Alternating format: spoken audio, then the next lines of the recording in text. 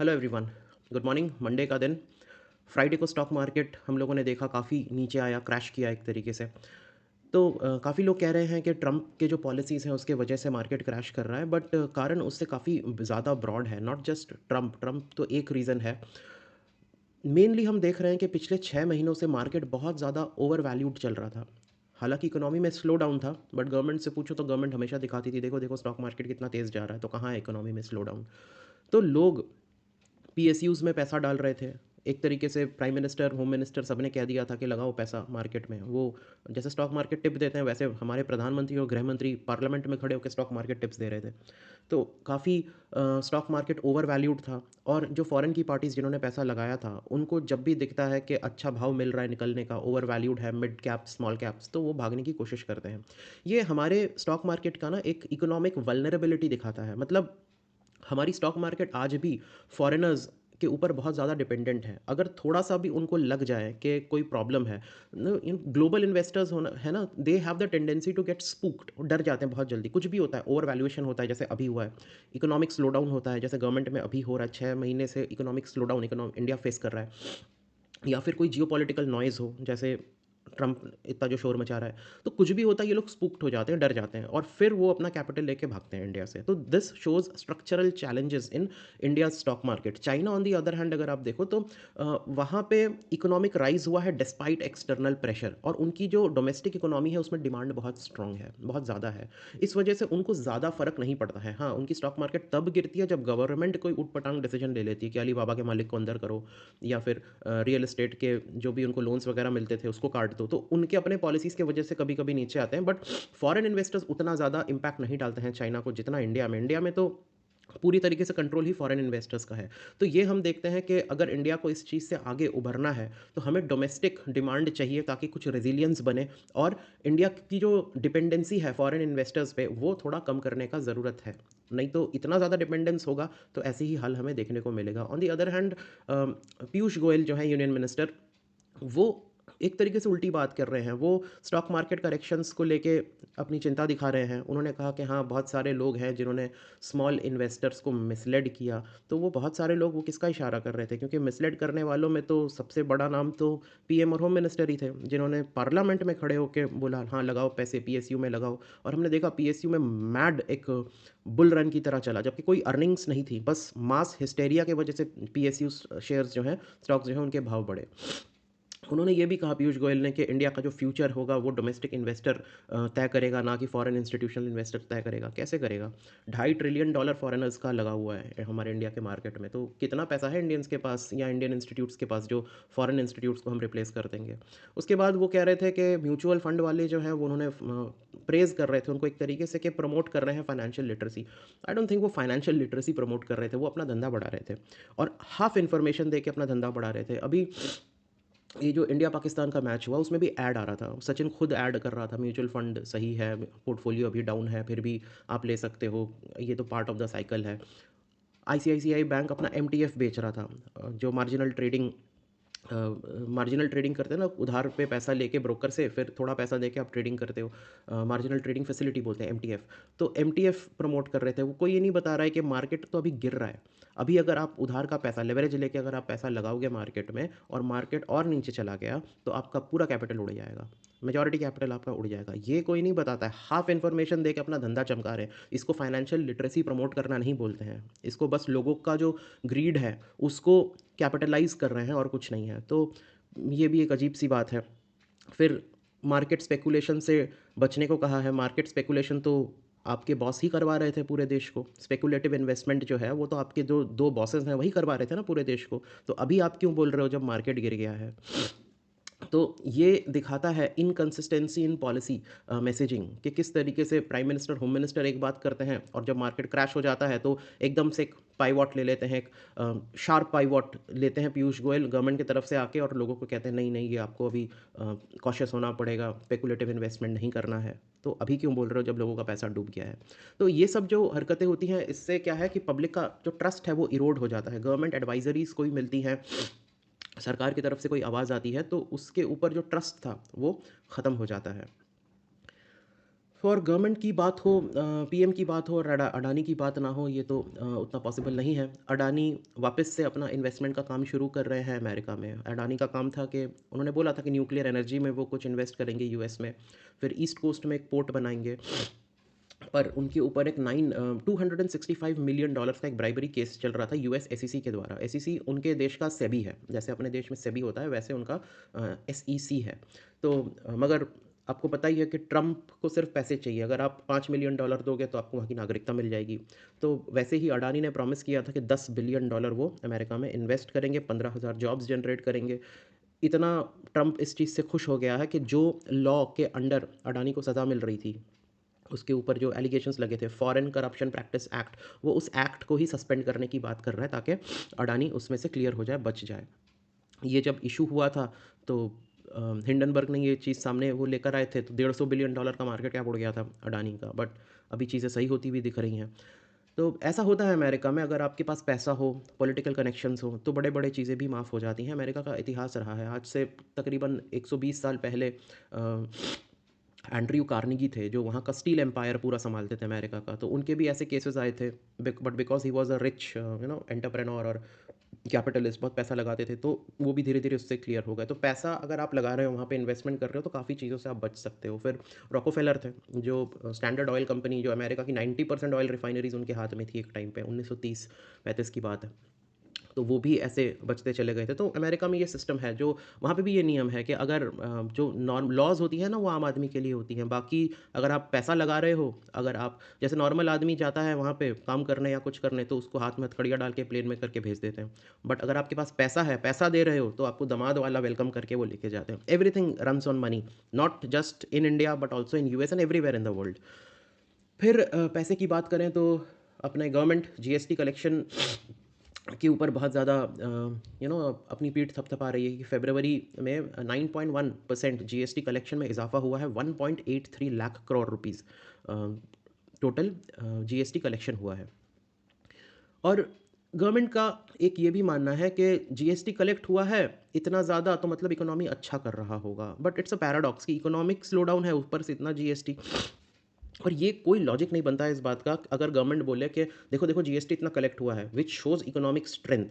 तो जीएसटी, आप लोगों का खून चूस के जीएसटी इकट्ठा कर रहे हो, उससे इकोनॉमिक स्ट्रेंथ है। फिर तो कल को ब्रिटिशर्स भी बोल सकते हैं कि ब्रिटिश राज में हम इतना टैक्स कलेक्ट करते थे, जो कि करते थे किसानों से। जमींदारी सिस्टम में, महलवाड़ी सिस्टम में, रियायतवाड़ी सिस्टम में, दुनिया भर के उनके तरीके होते थे, लोगों का खून चूस लेते थे वो। तो वो भी बोल सकते कि देखो देखो हमारा टैक्स इतना कलेक्ट होता था, मतलब इकोनॉमिक बूम था उस वक्त इंडिया में। इस हिसाब तो सऊदी अरेबिया भिखारी कंट्री है, क्योंकि उनका तो टैक्स कलेक्शन है ही नहीं, वो तो टैक्स उतना कलेक्ट करते ही नहीं है। हैं, उतना टैक्स तो होता नहीं है, तो इसका मतलब सऊदी अरेबिया एक भिखारी देश है। और ईस्ट इंडिया कंपनी, ब्रिटिश राज के पीरियड में इंडिया बूम में था, क्योंकि टैक्स कलेक्शन बहुत ज़्यादा था। ये लॉजिक लगाएंगे तो यही होता है ना। तो ये तो बिल्कुल ही उल्टी लॉजिक है जो गवर्नमेंट लगाती है कि जीएसटी हमने कलेक्ट किया मतलब इकोनॉमिक स्ट्रेंथ है। ऊपर से अगर आप इन्फ्लेशन देखो, जीएसटी उतना ही बढ़ता है जितना कि इन्फ्लेशन है। अब जीएसटी 100 रुपये की चीज़ पे अगर मान लो 10 रुपये जीएसटी देते हो, 110 की वो चीज़ बिकती है, और उस चीज़ में भी अगर 10% इन्फ्लेशन हो जाए, मतलब वो चीज़ ही 110 की हो गई, तो उस पर जीएसटी 11 रुपये का हो जाएगा। तो हम बोलेंगे जीएसटी 10% बढ़ गया है, तो क्या इकोनॉमिक एक्टिविटी बढ़ी है 10%? नहीं, चीज़ें महंगी हो गई हैं। चीज़ें महंगी होने से तो उस पर जीएसटी भी उतना ही ज़्यादा बढ़ेगा ना। तो जितना जी इन्फ्लेशन जितना होता है, ऑलमोस्ट उतना ही जीएसटी बढ़ता है। तो it is not a sign of economic strength, it can also be a sign of inflation, कि महंगाई बढ़ रही है उस तरीके से। तो ये सब चीज़ें पूछनी चाहिए गवर्नमेंट से, जब गवर्नमेंट उल्टी सीधी चीज़ों में क्रेडिट ढूंढ लेती है अपना। उसमें ऐसे ऐसे दिखाते हैं कि जैसे उनकी कोई बहुत बड़ी अचीवमेंट है। ज़्यादा जीएसटी कलेक्ट करना कोई अचीवमेंट नहीं है। टैक्स तो मुगल के टाइम में जिन राजाओं को ये पसंद नहीं करते थे, वो भी ऐंठ लेते थे, ब्रिटिशर्स भी ऐंठ लेते थे। तो क्या उस वक्त इंडिया इकोनॉमिक बूम में था? ये पूछना चाहिए। हालांकि चलो, अभी अ, माधवी पुरी बुच जो हैं सेबी की एक्स चीफ, वो रिटायर हो गई हैं सेबी से, पर उनको कोई अच्छा फेयरवेल नहीं मिला, ये काफ़ी न्यूज़ में था। ये कभी ऐसा होता नहीं था। इससे पहले जितने भी सेबी चीफ्स रहे हैं, उनको बहुत अच्छे फेयरवेल्स दिए गए थे। काफ़ी लोग परेशान थे माधवीपुरी बुच को लेके, सेबी के अपनी एम्प्लॉइज़ बहुत ज़्यादा परेशान थे कि वो अपने फेवर्ड ऑफिशियल्स को लास्ट मिनट प्रमोशंस देती थी, और बहुत सारे उनके, अडानी के साथ हिंडनबर्ग ने भी नाम ले लिया था, इंटीग्रिटी के उनके इश्यूज़ थे।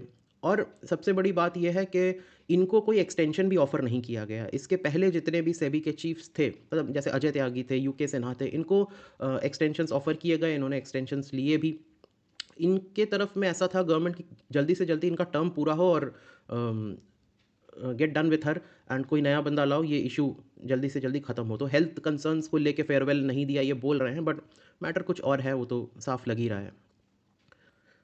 इकोनॉमी की बात हो और इलॉन मस्क की बात ना हो, ऐसा तो नहीं हो सकता। इलॉन मस्क रिसेंटली उनका 14th नंबर का बच्चा पैदा हुआ है। इलॉन मस्क अमेरिका के मुंह बोले राजा हैं एक तरीके से, और 14th राजकुमार पैदा हुआ है। उनके हर दूसरे तीसरे महीने कोई ना कोई आजकल देखा जा रहा है कि एक नया नया उनके बच्चे पैदा हो रहे हैं फ्रॉम डिफरेंट वेमेन। मोस्टली कोई उनकी एम्प्लॉई रहेंगी या तो कोई और रहेगा, नॉट फ्रॉम हर वाइफ। तो यहाँ पे जो मेन प्रॉब्लम देखा जा रहा है कि इलॉन मस्क सपोर्ट कर रहे हैं रिपब्लिकन पार्टी को। रिपब्लिकन पार्टी भी जो है ना, समझ लीजिए ट्रेडिशनल लोगों की पार्टी है, ट्रेडिशनल क्रिश्चियन लोगों की। पर इलॉन मस्क जो कर रहे हैं वो ट्रेडिशनल फैमिली वैल्यूज़ से हट के वो काम कर रहे हैं, जिसके वजह से काफ़ी लोगों को ये चीज़ें पसंद नहीं हैं, जो ट्रेडिशनल उनका जो वोट बैंक है। तो जिस तरीके से टेस्ला बना के ऑटोमोटिव सेक्टर में वो डिसरप्शन ला रहे हैं, उसी तरीके से हो सकता है क्या पता वो फैमिली वैल्यूज़ में भी डिसरप्शन ला रहे हों। हालाँकि लोग भूल जाते हैं, बहुत सारे पब्लिक फिगर्स हैं अमेरिका में जिन्होंने कॉन्स्टिट्यूशन ड्राफ्ट किया था, थॉमस जेफरसन, उनके भी ऐसे कंट्रोवर्शियल रिलेशनशिप थे सैली हेमिंग्स के साथ, वो भी लोग भूल गए। हालाँकि वो बहुत पुरानी बात है। डोनाल्ड ट्रंप का तो रिसेंट हम देख सकते हैं, 2016 में ही हम देख सकते थे कि उनके कितने ऐसे उल्टे-सीधे केसेस बाहर आए थे, but people down play these things, वो छोड़ देते हैं इन चीज़ों को। बट यहाँ पे जो अमेरिकन ड्रीम है, ट्रेडिशनल नैरेटिव है अमेरिका का, which is based on family unity, stability, legacy, इन चीज़ों से हट के इलॉन मस्क जो है अपने-अपने काम कर रहे हैं। सो हो सकता है वो अपने जो अमेरिका की जो ट्रेडिशनल फैमिली वैल्यूज़ हैं उसको भी डिसरप्ट कर दें। और इलॉन मस्क को लेके काफ़ी ज़्यादा प्रोटेस्ट भी हो रहे हैं। तो लोग सोच रहे थे अमेरिका में कि हमने तो वोट दिया डोनाल्ड ट्रंप को, ये इलॉन मस्क कहाँ से फ्री में दहेज में आ गया और आके इतना कुछ कर रहा है, इतना इंपॉर्टेंट, इतना पावरफुल बन गया है, लोगों की जॉब्स काट रहा है, दुनिया भर के जितने उनके खर्चे थे उल्टे सीधे वो काट रहा है, उससे लोगों के लाइफ में इम्पैक्ट हो रहा है। तो काफ़ी लोग हैं जो इसके खिलाफ प्रोटेस्ट कर रहे हैं, स्पेशली टेस्ला स्टोर्स के आगे खड़े होकर प्रोटेस्ट कर रहे हैं। इलॉन मस्क ने बहुत सारे लोगों की जॉब्स भी ख़त्म कर दी है इसके भी चलते। तो अमेरिका के मेजर सिटीज़ में 50 से ज़्यादा डेमॉन्स्ट्रेशंस देखी गई हैं। न्यूयॉर्क में वैंडलिज़्म है, लोग वो जो बॉटल वाला बम होता है ना, मोलोटोव कॉकटेल बोलते हैं, वो बना-बना के फेंक रहे हैं। तो अच्छा खासा वहाँ पे प्रोटेस्ट चल रहा है। फिर टेस्ला की कार्स दिखती हैं, किसी की भी हो तो लोग उसमें स्वस्तिका बना देते हैं, क्योंकि उसको इलॉन मस्क को लोग हिटलर के साथ जोड़ रहे होते हैं। तो वो स्वस्तिका बना के सिंबलाइज़ कर देते हैं कि this is a Nazi car, and owner जो है उसका वो भी नाज़ी सपोर्ट कर रहा है। इस टाइप से वो चीज़ें हैं। तो ये सब के चलते जो टेस्ला के स्टॉक्स हैं वो 1/3 गिर गए हैं। मतलब 300 का अगर स्टॉक था तो 200 हो गया है, एक तिहाई उड़ गया है टेस्ला का स्टॉक का प्राइस। हालांकि इलॉन मस्क के पर्सनल वेल्थ में उतना कोई मेजर डेंट नहीं आया है, अभी भी वो $360 बिलियन के मालिक हैं।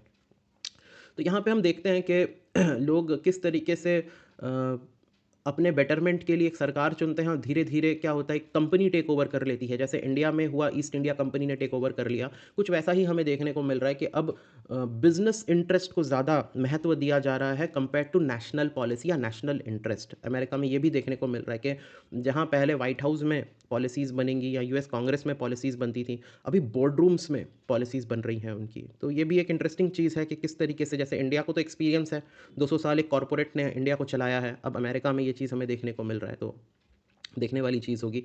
ऊपर से अभी पुतिन जो है वो भी मज़े ले रहे हैं, ट्रंप और ज़ेलेंस्की का झगड़ा हुआ, उसको बुलाया, बेइज़्ज़त किया और भगा दिया, और फिर बोला कि जब शांति के लिए रेडी होगे तब आना वापस, ये बोल के ट्रंप ने ज़ेलेंस्की को भगा दिया।